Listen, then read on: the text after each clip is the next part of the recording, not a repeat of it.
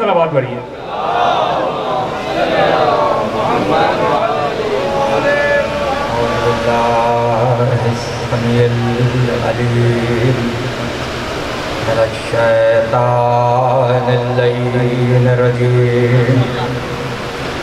बिस्मिल्लाहिर्रहमानिर्रहीम। अल्हम्दुलिल्लाहि रब्बिल आलमीन। वस्सलातु वस्सलामु अला अशरफिल अंबिया वल मुरसलीन खातमिन नबीय्यीन व शाफ़िइल महशर सय्यदिनल मुसद्दद बशीरनल मुमज्जद नज़ीरनल मुअय्यद अल मुस्तफ़ल अमजद अल महमूद अल अहमद अबिल क़ासिम मोहम्मद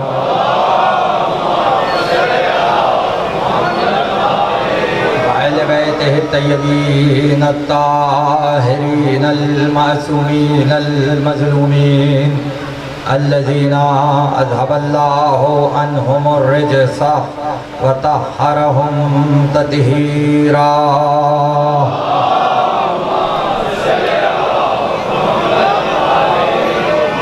लअनतुल्लाहि अला अअदाइहिम व गासिब हुकूक़िहिम व मुनकिर फ़ज़ाइलिहिम अजमईन। अम्मा बअदु फ़क़द क़ालल्लाहु सुब्हानहु व तआला फ़ी मुहकम किताबिहिल हकीम व क़ौलुहुल हक़। बिस्मिल्लाहिर्रहमानिर्रहीम। अज़्ज़िन फ़िन्नासि बिल हज्ज यातुक रिजालन व अला कुल्लि ज़ामिरिन यातीना मिन कुल्लि फ़ज्जिन अमीक़। सलावत।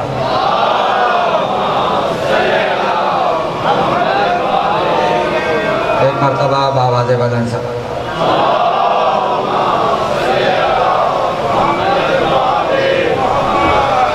सिलसिले गुफ्तगू की आज दूसरी तकरीर आपके ज़ौक़ समात के लिए हदिया हो रही है और हम गुफ्तगू कर रहे हैं खुतबा अबुल फ़ज़्ल अब्बास पर। शुजाअत बहादुरी कभी भी मुकम्मल नहीं होती जब तक ज़बान में फसाहत व बलागत ना हो।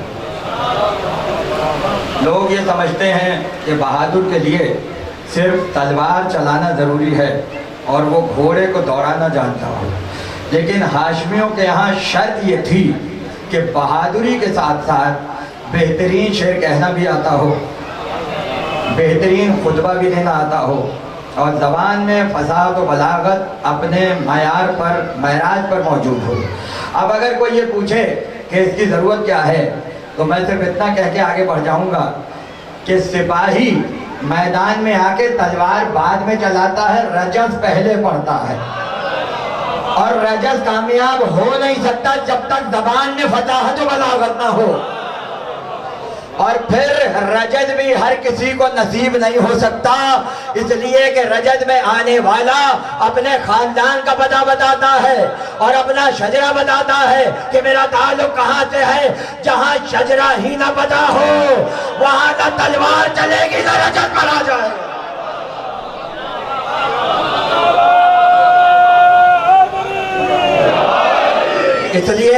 इसलिए जहाँ अली से बड़ा कोई तलवार चलाने वाला ना हुआ, वहाँ अली के रजत इतने मशहूर हुए कि कायनात में किसी के मशहूर नहीं हुए। इसलिए खैबर में कहा था अनल्लज़ी सम्मतनी उम्मी हैदरा, मैं हूँ जिसकी माँ ने उसका नाम हैदर रखा है। दिरगामो आजामिन वलैसुन कसवरा, मैं वो शेर हूँ कि जो शेर गज़बनाक हूँ और बढ़ बढ़ के हमला करने वालों में हूँ। खुदा जाने जब खैबर में अली ने शान से रजत पढ़ा होगा तो फिर करबला में अब्बास के रजत की शान क्या होगी। मौजूद से हटना नहीं है, वक्त मेरे पास बहुत कम है, इसलिए मेरे साथ साथ रहिएगा। इसलिए कि हर एक शहीद का करबला में एक रजत है, मगर अब्बास के कम से कम 6 रजत किताबों में पाए जाते हैं। इतने रजत कायनात में किसी के नहीं है एक जन में जितने अब्बास के हैं। क्यों? इसलिए कि जब पहला हमला किया उसका रजत और था, जब दरिया पे जा रहे थे उसका रजत और था, जब मज भर के निकल रहे थे उसका रजत और था। और अब्बास ने जो शेर कहे उन शेरों को सामने रखकर उलमा अदब इस नतीजे पर पहुंचे कि अगर कभी बड़े शौरा की फहरिस्त बनाई जाएगी तो उसमें अब्बास का नाम आएगा, उसमें अब्बास का नाम आएगा। मुझे सिर्फ 2 शेर हजरत अब्बास के पढ़ने हैं और उसके बाद तकरीर आगे बढ़ जाएगी। डॉक्टर सज्जाद साहब आ गए हैं, वकार साहब आगे तशरीफ ले आइए, एक सलावत पढ़ने बाबा से बदल एक मरतबा और बाबा से बदल सलावत।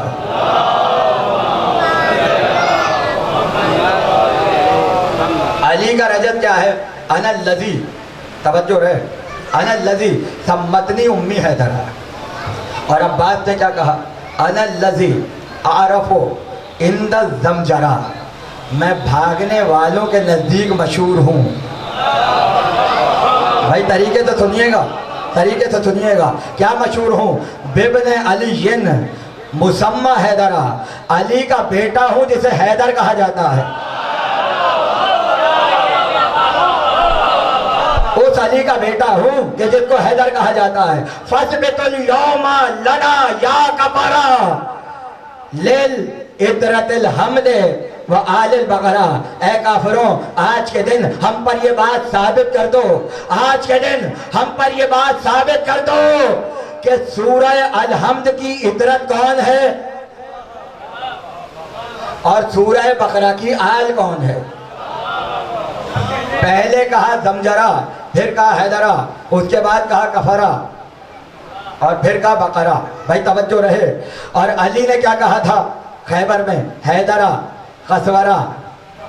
नहीं समझे मैं क्या कह रहा हूँ? एक जुमला कह के आगे बढ़ जाऊं। भाई बहादुरी मुकम्मल नहीं होती जब तक फसाहत और बलागत ज़बान में न हो। खैबर में अली ने वो रजत पढ़ा कि मरहब का कत्ल अली के रजत के बराबर हो गया। अब्बास ने करबला में वहीं से रजत शुरू किया था जहां खैबर में अली ने रजत को खराब किया।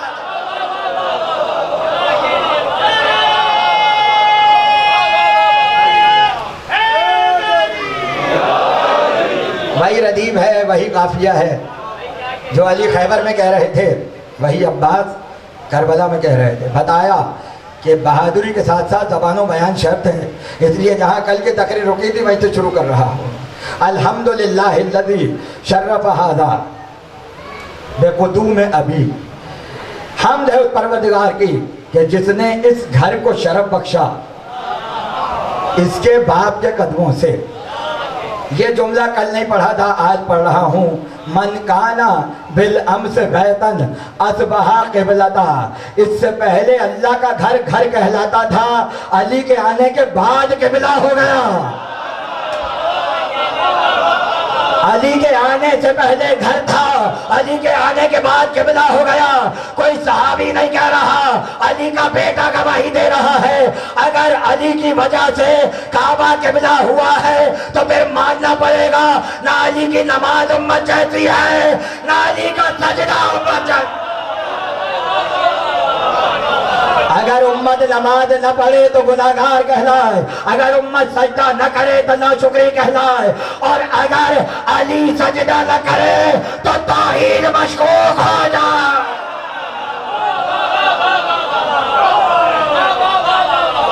जो काबे को क़िबला बनाने वाले उनकी नमाज और है और उनका सजदा और है। उसके बाद अब्बास ने वही जुमला कहा, अगर खुदा की मसलहत दरमियान में न होती तो तुम देखते इससे पहले के हुसैन बढ़ते, काबा खुद बढ़ के हुसैन का इस्तकबाल करता। यहाँ तक तकरीर आई थी, अब आगे बढ़ा रहा हूँ। उसके बाद अजीब जुमला कहा, अगर मेरे आका के रब की मशीयत न होती,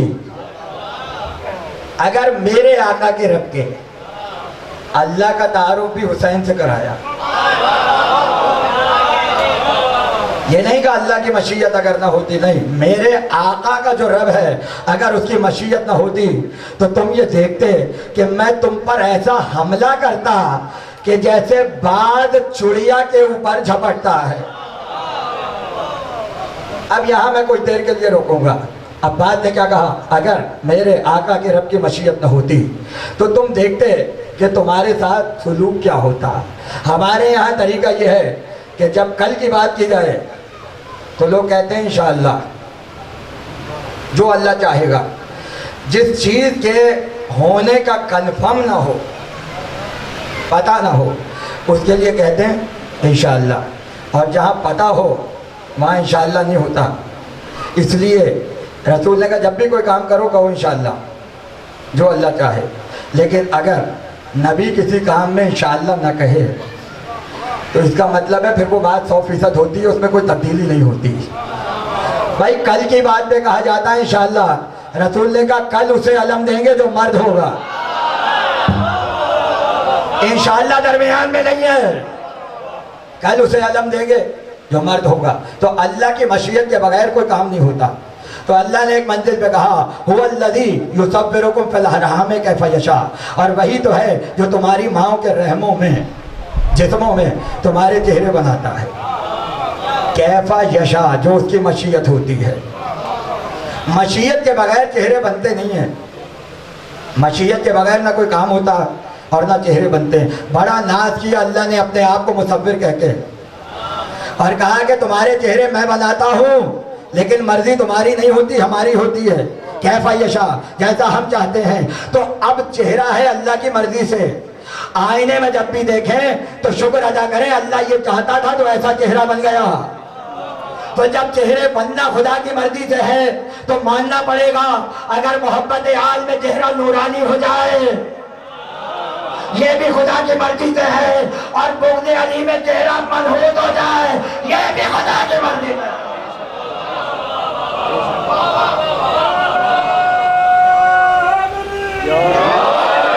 भाई तवज्जो है, इंसान के अख्तियार में नहीं है चेहरा कैसा हो, बेटा कैसा पैदा हो जाए। कायनात का कोई इंसान इस पर कुदरत नहीं रखता। अल्लाह ने कहा कैफ़ा यशा, जो हमारी मशीयत होती है। अल्लाह की मशीयत पे काबिल होते तो अपनी मर्जी का चेहरा भी बना लेते, लेकिन इसका क्या किया जाए, अली के होते हुए कोई अली का चेहरा हो जाए, अली की मौजूदगी में कोई तस्वीर अली आ जाए, तो ये भी तो खुदा की मर्जी से है, ये भी तो मशीयत परवरदिगार है। तो हमने देखा चेहरे बने अल्लाह की मर्जी से, निज़ाम कायनात चल रहा है अल्लाह की मर्जी से। ना बेटे पैदा करने पे कादिर है इंसान और ना बेटियों पे कादिर है। वो जिसे चाहे बेटियां ही बेटियां दे, बेटा ना दे, जिसे चाहे सिर्फ बेटे दे, बेटियां ना दे, किसी को आधे बेटे दे आधी बेटियां दे, ये भी उसकी मर्जी है। तो अब अगर बेटी मिल जाए या बेटा मिल जाए, ये इंसान की मर्जी नहीं है, ये खुदा की मर्जी है। और इसकी भी गारंटी नहीं है कि नस्ल चल जाए, इसलिए कि बहुतों के यहाँ 50 बेटे होते हैं मगर नस्ल नहीं होती। तवज्जो है, चलिए जुमला कह देता हूँ, 50 बेटे हों तो भी खुदा की मर्जी, 50 बेटियां हों तो भी खुदा की मर्जी, 50 होने के बावजूद नस्ल न चले ये भी खुदा की मर्जी। भाई बहुत तवज्जो रहे। और बेटी आए मगर नस्ल न चले ये भी खुदा की मर्जी। बनु मैया के यहाँ बेटे बहुत से थे, नस्लों का आज तक पता नहीं है। मोहम्मद के यहाँ एक बेटी थी, नस्ल कायनात पर।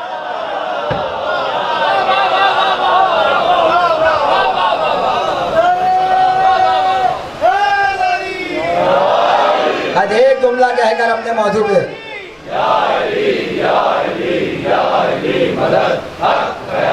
ना इंसान बेटा पैदा कर सकता है ना बेटी पैदा कर सकता है, ना तादाद बता सकता है कितने बेटे होंगे कितनी बेटियां होंगी। अल्लाह ने कहा ये हमारी मशीयत पर है, जितने चाहे बेटे दे दें और जितनी चाहे बेटियां दे दें, क्योंकि तुम हमारी मशीयत तक नहीं पहुंच सकते, इसलिए ना अपनी मर्जी से बेटे ला सकते हो ना अपनी मर्जियों से बेटियां ला सकते हो। अब अगर कोई ऐसा हो जो एक तलब पर राहिब को 7 बेटे देकर रवाना करे तो समझो सिर्फ बेटे नहीं दे रहा, मशीयत परवरदिगार पे कादिर है।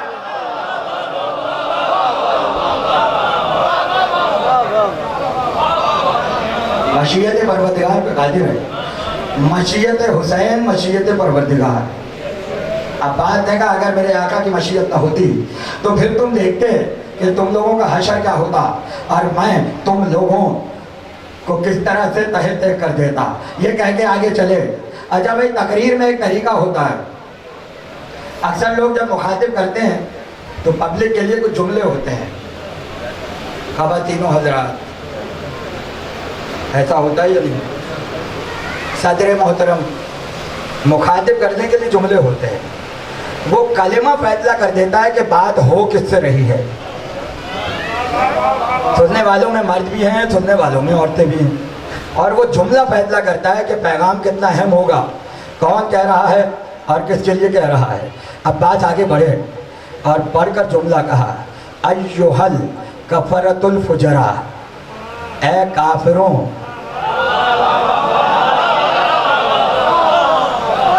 ए काफिरों और ए गुनाहगारों, ए काफिरों, ए गुनाहगारों। अब अगर मैं दस्ते दब जोड़ूं और कहूं कि ए शहंशाह कलीम वफा, आप हैं काबे की छत के ऊपर और जिनसे आप गुफ्तगू फरमा रहे हैं वो सबके सब एहराम बांधे हुए खड़े हैं और नहीं फरमा रहे हैं आप, सबके सब खाना खुदा के मेहमान हैं। ये कौन सा तरीका है कि काबे की छत पे खड़े होके खुदा के मेहमानों को काफिर कहा जाए? तो अब बात कहेंगे, एहराम पहन ले, तवाफ कर ले, सही कर ले, मगर जो हुसैन को न माने वो काफिर होगा।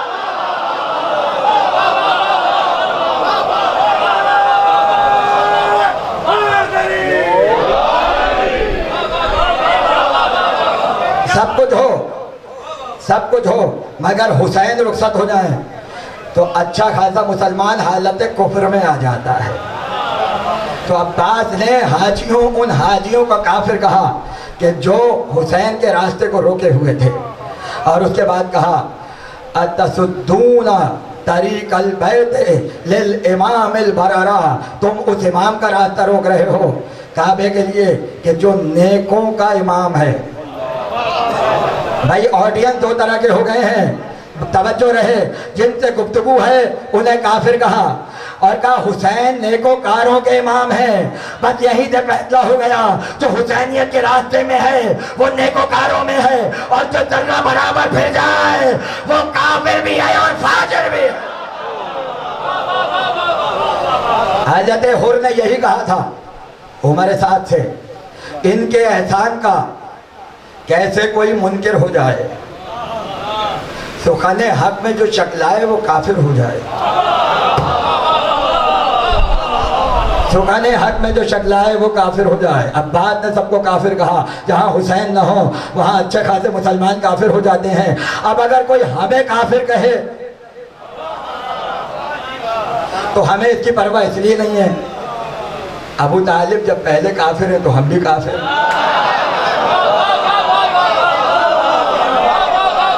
कुछ लोगों को अब्बास ने काफिर कहा और कुछ लोग हमें काफिर कह रहे हैं, हम तो बहुत कुछ हैं, और हम ये चाहते हैं कि हमें काफिर के अलावा कुछ ना कहा जाए।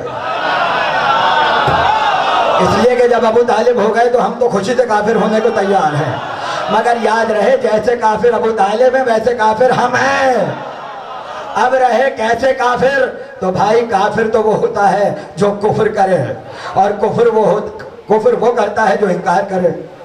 यकफिरु बित्तागूत, तागूत का इनकार करने वाले, नहीं समझे, तागूत का इनकार करने वाले, तो तागूत का इनकार करने वाले तो अच्छे होते हैं। भाई तवज्जो रहे, तो पता चला काफिर भी दो तरह के होते हैं।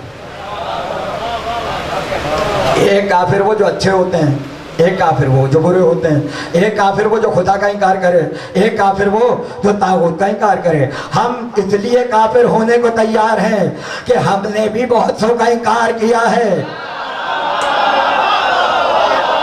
काफिर कहते जाइए, पता चल जाएगा हम कौन से वाले काफिर है। और रहे अबू तालिब ने अबू जहल का इनकार किया, लात का इनकार किया, उस्सा का इनकार किया।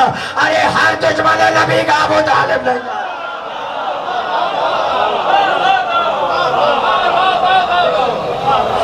तो हमें तो परवाह नहीं है, हमें तो परवाह नहीं है। अब्बास ने काफिर कहा, फाजिर कहा, और उसके बाद क्या हुसैन नेकोकारों के इमाम हैं और तुम इनका रास्ता रोक रहे हो कि ये काबे तक ना पहुंचने पाए। उसके बाद अब्बास ने तारीखी जुमला कहा मन हुआ अहक्को बिही मिन साइरिल बरारा, इस पूरी कायनात में हुसैन के अलावा कोई है जो काबे का हकदार हो? भाई जुमले मेरे नहीं हैं, जुमले मेरे नहीं हैं, मेरा काम इतना है आपकी खिदमत में पेश करता चला जा रहा हूँ। सवाल है अब बात क़यामत तक, क्या हुसैन के अलावा कोई है जो सबसे ज़्यादा काबे पे हक रखता हो? नहीं रखता, हुसैन के अलावा कोई हक नहीं रखता, इसलिए कि अल्लाह ने भी अपने और हुसैन के हुकूक बराबर रखे। अब मैं आपको दलील दूं, खाने खुदा और हुसैन बात चीज़ें सिमिलर हैं, इमाम हुसैन में और खाने काबा में। अब पूछिए वो कैसे? भाई वो ऐसे कि काबे में है हजरे अस्वद, चूमते जाइए गुनाह बख्शवाते जाइए। पत्थर से हो रहा है, मुसलमानों के दिल से नहीं हो रहा है। इतना चूमा, इतने गुनाह माफ हुए कि पत्थर से हो गया। कहते हैं आया था तो सफ़ेद था। तो काबे में एक हजरे अस्वद लगा हुआ है, हुसैन के पास है खाके शिफा। हजरे अस्वद को चूमो, गुनाह बख्शवा लो। हुसैन वो कि जिनकी खाक मुर्दे पे भी आए तो पाक। और अब अगला जुमला सुन लो, कुछ वो होते हैं कि जिनकी कब्र के अंदर खाके चिबा होती है, और कुछ वो होते हैं जिनकी कब्र खाके चिबा में होती है। अब्बास की कब्र खाके चिबा के अंदर है। असहाबे हुसैन की कब्रें खाके शिफा के अंदर हैं। काबे में हजर अस्वद, हुसैन के पास खाके शिफा। काबे का गिलाफ काला, हुसैन के अज़ादारों का गिलाफ काला। काबे में सफा मरवा की सही होती है, इधर से उधर भागिए। करबला में और हुसैन और अब्बास के दरमियान उतना ही फासला है जितना सफा मरवा में है। तवाफ खाने काबा के लिए भी है, और तवाफ का लफ्ज़ रोज़ा हुसैन के लिए भी है। और अब सुनिए अगला जुमला, रसूल ने फतेह मक्का में कहा जो काबे में चला जाए उसे अमान है। काबा पनाह देने वाला, काबा पनाह देने वाला, जो काबे में आ जाए, बाप का कातिल भी हो, कत्ल करने का हक नहीं है। तो काबे के अंदर बड़े से बड़े लोग आ जाए, पनाह में आ जाते हैं।